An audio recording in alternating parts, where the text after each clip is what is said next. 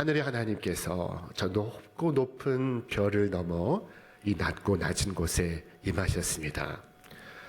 여러분, 한 나라의 왕이 우리가 사는 마을에 잠시 지나가기만 하여도 그것은 평생 잊지 못할 기억일 것입니다. 그런데 하나님께서 오늘 우리 가운데 오시고 있습니다. 그 위엄과 높은 보좌를 떠나서 이 보잘것없는 우리들에게 임하시고 있습니다. 하늘 하나님께서 즐거움과 슬픔, 어둠과 절망이 가득한 이 세상에 임하시고 있습니다. 주께서 오신 시각은 한밤중이었습니다. 우리가 아무것도 보지 못할 때, 아무런 소망을 두지 못할 때, 우리가 가난하고 낙심하고 절망해 있을 때 주님께서 우리에게 오셨습니다. 자, 그리고 우리 가운데 슬픔과 절망을 몰아내셨습니다. 마치 빛이 임하면 어둠이 쫓겨가는 것과 같은 이치입니다. 주님은 어둠과 절망의 그늘에 앉아있는 자들에게 빛을 주시기 위하여, 사로잡힌 자들을 자유케 하시기 위하여, 죽음에 놓여 있는 자들을 구원하시기 위하여 우리에게 임하셨습니다. 우리 성탄절을 어떻게 맞이하여야 할까요? 이 성탄절을 어떻게 보내어야 하겠습니까? 우리는 성경의 두 인물로부터 이 시간 교훈을 받고자 합니다. 그 첫 번째 인물은 마리아입니다. 어느 날 천사 가브리엘이 마리아에게 나타났습니다. 그리고 그녀에게 말했습니다. 마리아야, 두려워하지 말라. 네가 하나님의 은혜를 입었느니라. 보라, 네가 잉태하여 아들을 낳으리니 그 이름을 예수라 하라. 그는 큰 자가 되고 지극히 높으신 이의 아들이라. 일컬음을 받을 것이요 그의 나라는 무궁하리라. 마리아는 그 말 듣고 놀랐습니다. 어떻게 이런 일이 일어날 수 있습니까? 어떻게 내게 이런 일이 일어날 수 있습니까? 천사는 답했습니다. 성령이 네게 임하시고 지극히 높으신 이의 능력이 너를 덮으시리니 이러므로 나실 바 거룩한 이는 하나님의 아들이라 일컬어지리라. 천사는 이 사건을 은혜라고 말하고 있습니다. 얘가 하나님의 은혜를 입었느니라. 이것이 어떻게 은혜일 수 있습니까? 아들을 기다리는 세례 요한의 어머니 엘리사벳에게는 은혜일 수 있습니다. 그런데 처녀 마리아에게 이것은 너무나 어렵고 힘든 일입니다. 여러분이 마리아라면 주의 천사의 말씀에 예라고 대답할 수 있겠습니까? 그러나 마리아는 답했습니다. 주의 여종이오니 말씀대로 내게 이루어지리라. 주의 여종이오니 말씀대로 내게 이루어지기를 원하나이다. 마리아는 순종하고 있습니다. 자기를 드리고 있습니다. 하나님의 말씀이 이루어지기 위하여 자신을 바치고 있습니다. 운명을 바치고 있습니다. 마리아는 결코 철부지 소녀가 아닙니다. 그녀는 세상의 구주 오심의 의미를 잘 알고 있습니다. 그녀와 그녀의 백성들은 메시아를 대망하고 있었습니다. 그녀는 세상의 아픔과 고통과 가난과 절망을 알고 있습니다. 그녀는 이처럼 하나님의 구원하심을 노래하기 시작했습니다. 우리 말씀 같이 읽겠습니다. 능하신 이가 큰 일을 내게 행하셨으니 그 이름이 거룩하시며 긍휼하심이 두려워하는 자에게 대대로 이르는도다.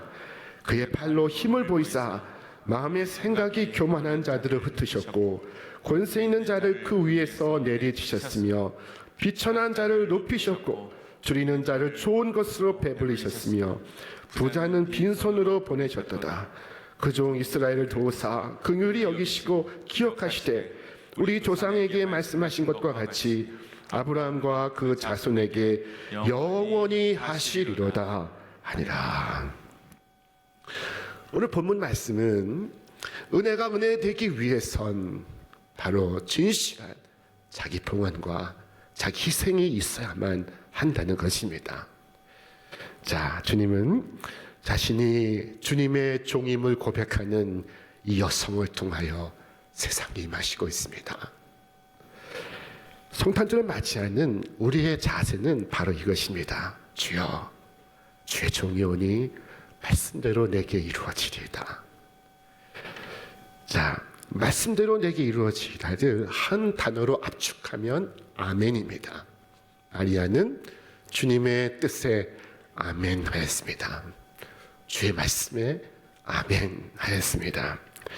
주님께 자신을 봉헌합니다. 자신의 삶을 드립니다. 이 진실한 자기 봉헌을 통하여 주께서 임하시고 있습니다.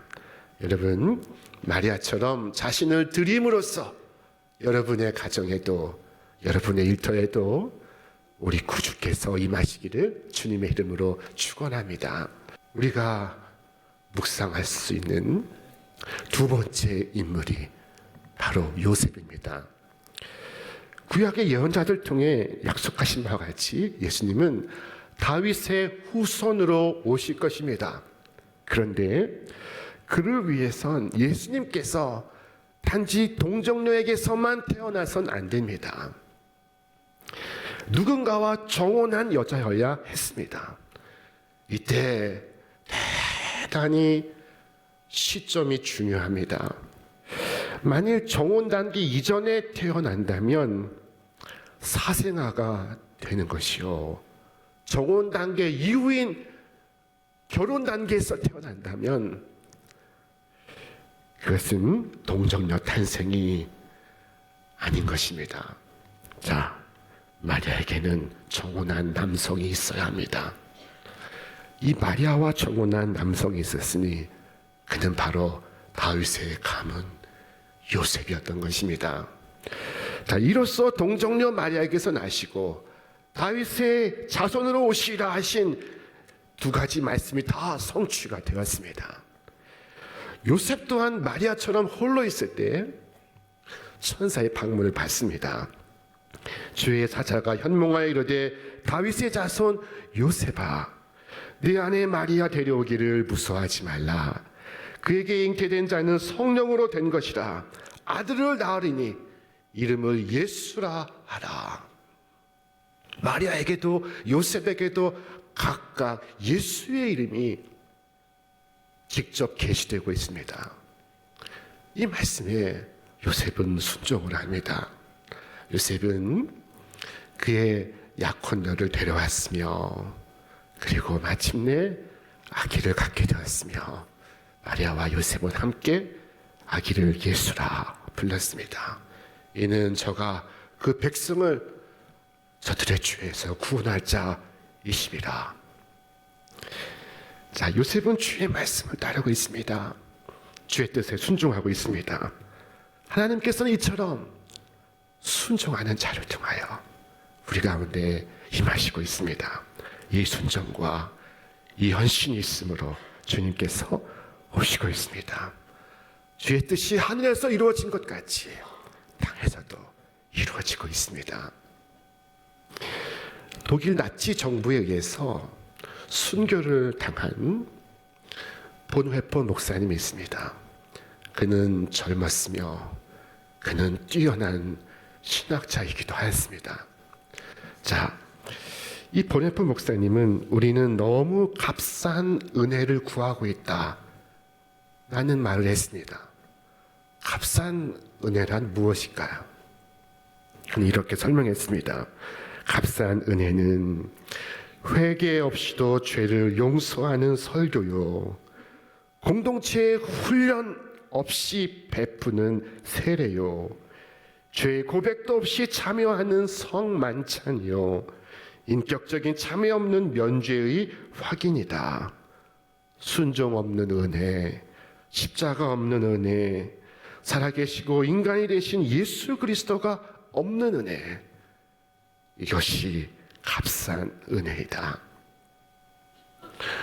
자기 십자가를 지지 않는 제자, 자기 봉헌과 자기 희생이 없는 사람들로 가득한 교회, 그것이 기독교를 값싼 은혜의 종교로 만들고 있다는 것입니다. 여러분, 우리는 어떻습니까? 여러분 자신은 어떻습니까? 여러분은 주님을 따르고 있습니까? 주의 뜻에 아멘 하고 있습니까? 주의 종이오니 말씀대로 내게 이루어지리이다 기도하고 있습니까? 자, 첫 번째 크리스마스에 사람들은 그렇지 않았습니다. 자, 그들은 주님을 멀리 했습니다. 그때 주님은 어디에 계셨습니까? 찬송가 108장을 들어보시기 바랍니다. 그 어린 주 예수 누울 자리 없어 그 귀하신 몸이 구유에 있네. 저 하늘의 별들 반짝이는데 그 어린 주 예수 꼴 위에 자네. 그 귀하신 주 예수 왜 구유에 누워 계십니까? 밖은 춥고 바람은 불어오는데 그 귀하신 주 예수 왜 구유에 누워 계십니까? 자, 세상엔 화려한 궁전과 멋진 건물들이 많은데 왜 구주 예수 말 구유에 오셨습니까? 자, 추운 겨울 그 어린 주 예수 구유에 누워 계신 이유는 바로 구유를 좋아해서가 아닙니다. 어느 누구도 예수님을 맞이하지 않았기 때문입니다. 예수님께 방을 내어드리지 않았던 것입니다. 어느 왕실도 어떤 어염집도 주님을 환영하지 않고 있었습니다. 환영은커녕 헤롯 왕은 이 소식을 듣자마자 예수님을 죽일 계획을 세웠습니다. 여러분, 웬만해선 궁궐에 예수님을 위한 공간이 없습니다. 어떻게 자신이 왕이라고 생각하는 사람들이 진정한 왕을 모실 수 있겠습니까? 헤롯 왕은 예수께서 오시면 자신의 보좌가 흔들린다고 생각했습니다. 동방 박사가 찾아와서 아기 예수를 경배하기 위하여 왔을 때 헤롯은 간사하게 말했습니다. 가서 그를 보거든 나에게도 와서 얘기하여 주시오. 그리고는 자신도 경배하러 가는 체하고 예수님을 죽일 모의를 세웠습니다. 왕이신 예수의 탄생 소식을 듣자마자 그가 한 첫 번째 일은 예수 죽일 계획을 세운 것입니다.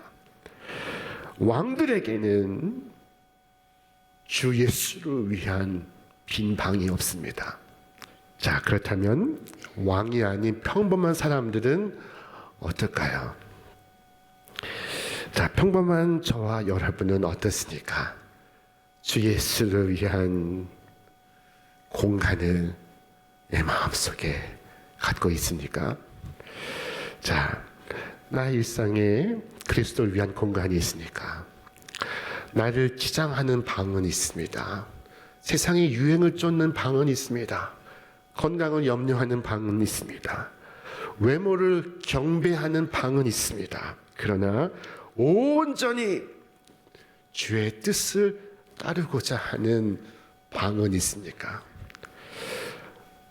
놀랍게도 방이 없기는 호텔도 마찬가지입니다.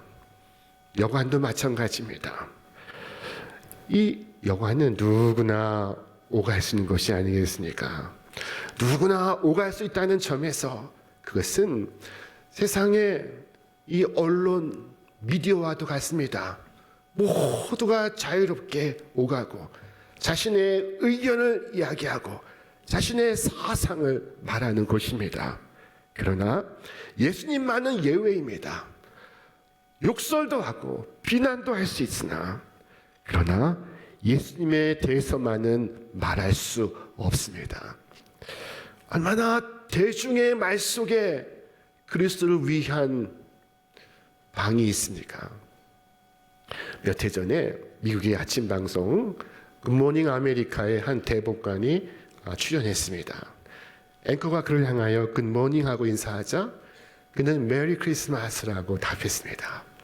그리고 그날 오후 SNS에서는 그가 사퇴해야 한다 하는 여론이 비등했습니다.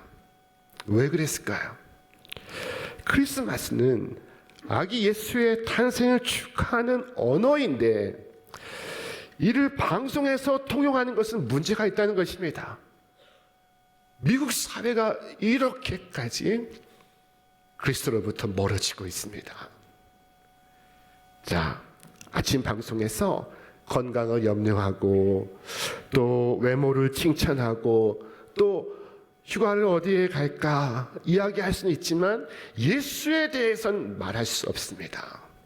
자, 믿음을 저버려 보십시오. 아무도 여러분을 비판하지 않을 것입니다. 여러분은 썩 괜찮은 사람으로 인정될 것입니다. 그러나 여러분이 그리스도에 대해서 말하는 순간, 여러분이 그리스도에 대한 믿음을 지키려는 순간, 교회를 다닌다는 동료가 여러분에게 말을 겁니다. 이복에 너무 광신적이지 않은가? 믿어도 적당히 믿어야지. 그런데 아이러니한 것은 여러분 예수님께서 오셨을 때 헤롯 왕과 온 예루살렘 사람들이 소동을 했다 하는 대목이 있습니다. 자, 헤롯 왕과 온 예루살렘이 듣고 소동한지라. 그런데 그 다음 어떻게 했다는 말이 없습니다. 그들이 찾아가 주께 경배를 드렸다 하는 말씀이 없습니다. 아무것도 일어나지 않습니다. 단지 소동을 피울 뿐입니다. 떠들기만 할 뿐입니다. 구주가 나셨다는 소식을 듣고 소동을 피웠으나 그러나 결과는 없습니다. 자, 이것은 예나 지금이나 마찬가지입니다. 어제 뉴스를 보니 이 추위에도 서울 도심 곳곳에 많은 인파가 몰릴 것을 우려하고 있다는 보도가 나왔습니다. 많은 사람들이 거리에 백화점에 화려한 장식과 화려한 음악 가운데 사람들이 몰려들고 있습니다. 온 도성이 소동하고 있습니다. 술집마다 10,000원입니다. 사주 카페마다 서로 손에 손을 잡고 찾아가고 있습니다. 자, 그러나 주님과 관계없기는 마찬가지입니다. 이것이 존귀하신 하나님, 주 예수 그리스도께서 구유에 누워 계신 이유입니다. 예수님 오실 수 있는 곳은 그 마구간까지입니다. 여러분 어떻습니까? 예수님은 어디에 머물고 계십니까? 자, 여러분은 그리스도를 위한 방을 가지고 있습니까? 어떤 사람은 말합니다. 목사님, 제 마음에 빈 방이 있긴 합니다만은 그러나 그 방은 너무나 초라합니다. 예수님을 모시기에 너무나 초라합니다. 그렇습니까? 괜찮습니다. 마구간도 그러했습니다. 그런데 그것은 너무나 오랫동안 방치되어 있었습니다. 거미줄이 쳐져 있고 거미가 살고 있습니다. 그렇습니까? 괜찮습니다. 마구간도 그러했습니다. 하지만은 목사님, 저는 너무나 큰 죄인입니다. 제 마음은 짐승들의 소굴입니다. 괜찮습니다. 마구간도 짐승들의 거처였습니다. 여러분, 과거가 어떠했는지 신경 쓰지 마십시오. 묻지 마십시오. 자, 주님은 다 잊으시고 다 용서하시고 다 사하여 주십니다. 여러분 기꺼이 주님께 여러분을 봉헌할 수 있다면, 여러분 자신을 드릴 수 있다면 주님은 기꺼이 여러분 가운데 오실 것입니다. 주님, 전적으로 자격 없고 또 전적으로 깨끗하지 못한 저이지만 제가 주님을 바라봅니다. 주님, 이부같이 한 저에게 찾아오시면 제 마음속에 임하여 주옵소서, 제 마음 안에 임하여 주시옵소서 라고 기도하시면 주님은 오셔서 여러분의 마음의 구유를 깨끗하게 지우시고 여러분의 중심을 당신의 황금 보좌로 만드실 것입니다. 자, 그러면 내 삶은 영원히 아름답고 거룩한 열매들이 주렁주렁 맺히게 될 것입니다. 주께서 말씀하지 않으셨습니까? 내 안에 거하라, 나도 너희 안에 거하리라. 가지가 포도나무에 붙어있지 아니하면 스스로 열매를 맺을 수 없음 같이 너희도 내 안에 있지 아니하면 그러하리라. 어떤 분은 말씀합니다. 목사님, 정말 예수님이 오십니까?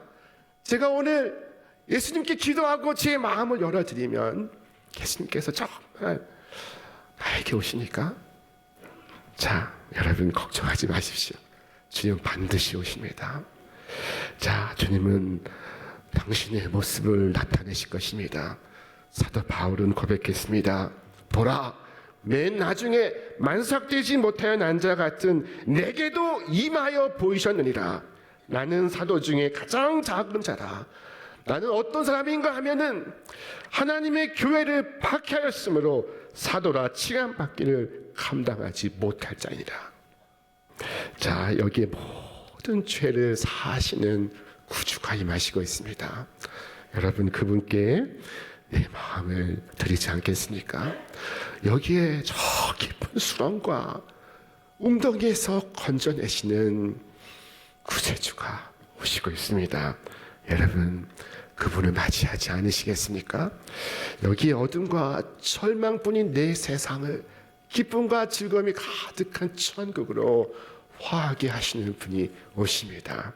여러분 그분께 여러분을 드리지 않으시겠습니까? 자, 오늘도 예수님 우리 가운데 오시고 계십니다. 주님을 내 삶의 가장 귀한 곳에 모실 수 있다면 여러분은 가장 행복한 성탄을 맞이하게 될 것입니다.